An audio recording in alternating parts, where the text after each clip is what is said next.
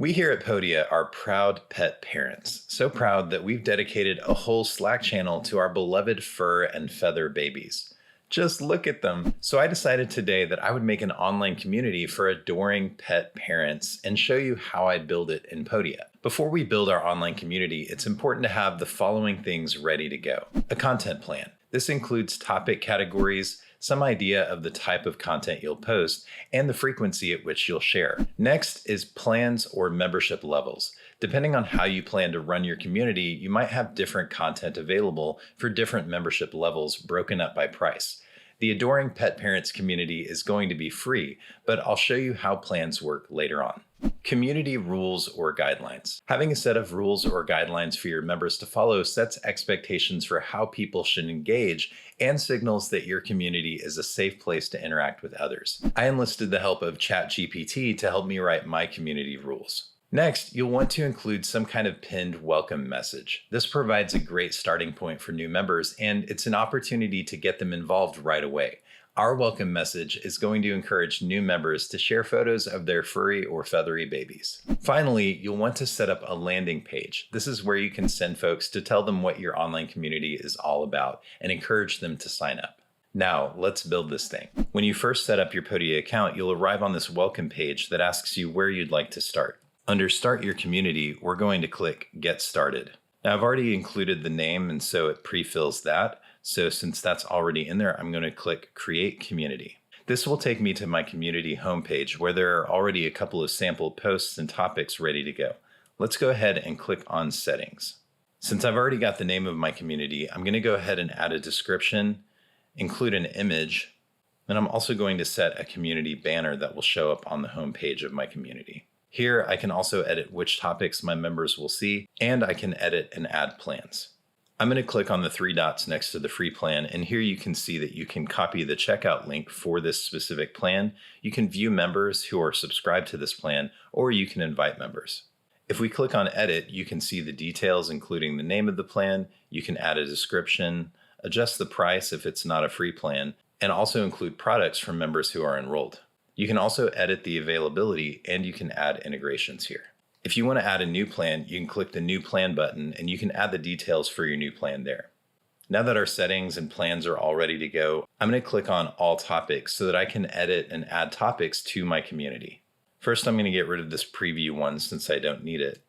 And then rather than delete this one, I'm just going to edit it to match the topics that I have chosen. I'll give my topic a name, a description, set an image for it, and then I can also adjust options, including access, what happens when there are new posts, and I can set notification options. Once I'm finished here, I'm going to click Update Topic. And now you can see our positive moments topic is all ready to go. I've got a few more topics to add, so I'm going to click on All Topics again and click Add Topic, and I'm just going to go through here and add my topics. As you can see, I've got all my topics in place, and they're also in the column there on the left-hand side. Now it's time to make our first community posts. I'm going to start with the rules and guidelines posts, and I'm going to go ahead and put in the title and the content for that. I'm going to select the topic that it belongs to, and then I'm going to go ahead and publish that. What I also want to do is I want to pin this to the top of that topic so that people can see it and easily refer to it anytime they're logged in.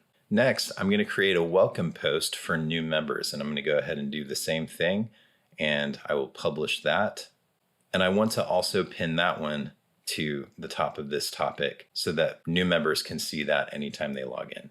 Now that I've got that set up, I can go ahead and delete my placeholder posts. It's kind of lonely in here, so I'm going to invite somebody. I'm going to go over to the left-hand navigation and click Members, and then I'm going to click Invite Member.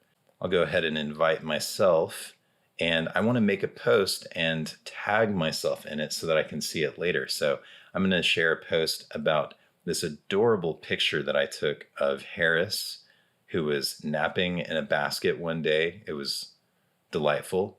And as you can see, I can move the image around and resize it. I'm going to leave it right there. And then I'm going to tag myself so that when I publish this post, it's going to automatically notify me that I've been tagged in a post. Now that the community is ready to go, I'm going to click on the Launch Community button, and the Adoring Pet Parents community is now live. Now that the community is live, I want to create a landing page so people can see what the community is all about and sign up.